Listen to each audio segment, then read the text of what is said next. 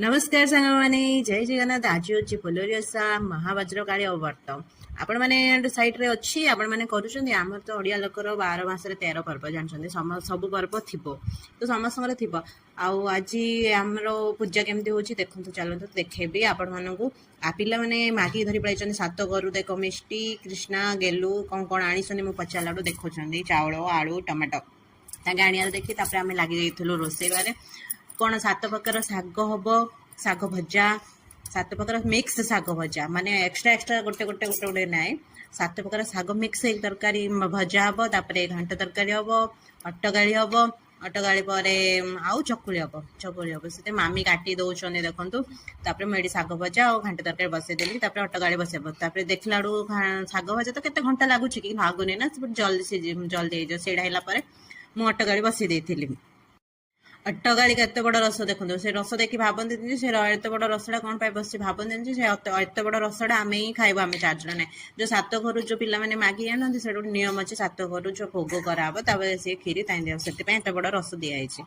तापर अटगाड़ी तो एत बड़ रस गैस तो तातुनी से बस पड़ू आम पूजा रेडी करने तो ये हलदी 7टा हलदी भी अच्छी नियम बांधे से पूजा हम काकुड़ी की बांधिकी कंटियाड़ी की बांधिकी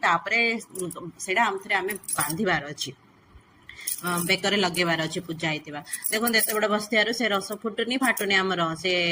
अटगाड़ी हाणी से मामी गोटे गोटे पूजा रेडी करते मुझे रेडी करी आम 4 जन आम 3 जा मामी जड़े 4टा दीप मुझे रेडी करी मंजू आसते मंजू सहित कथबार्ता दीप रेडी कर मामी ये पूजा रेडी करते नहीं मैंने चाउल चिनी मैंने चाउल बाटी पोड़ पिठा भी बाटी पकड़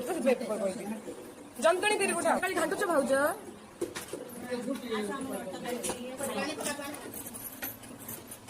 मैंने देखी अटगाड़ी देखी आस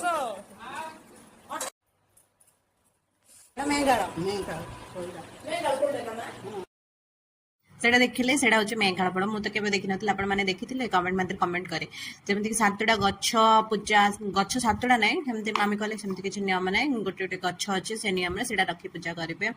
जोड़ा भी जिन करेंगे 7 प्रकार करेंगे तापर ये बड़ दीदी आसले कहले कौन करवा ना तो से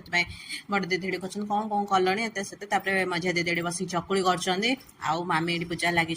रोषे सरला आम सब पूजा लगे भोग बढ़ा बढ़ी होता दीप मामी कहले लगे दियो मामी लगेले मु लगेली मामी दीदी लगेले मझिया दीदी लगेले पूजा दीप लगेला मुझे बसी पड़ी पुराण ये वज्र महाकाली व्रत पुराण पढ़वे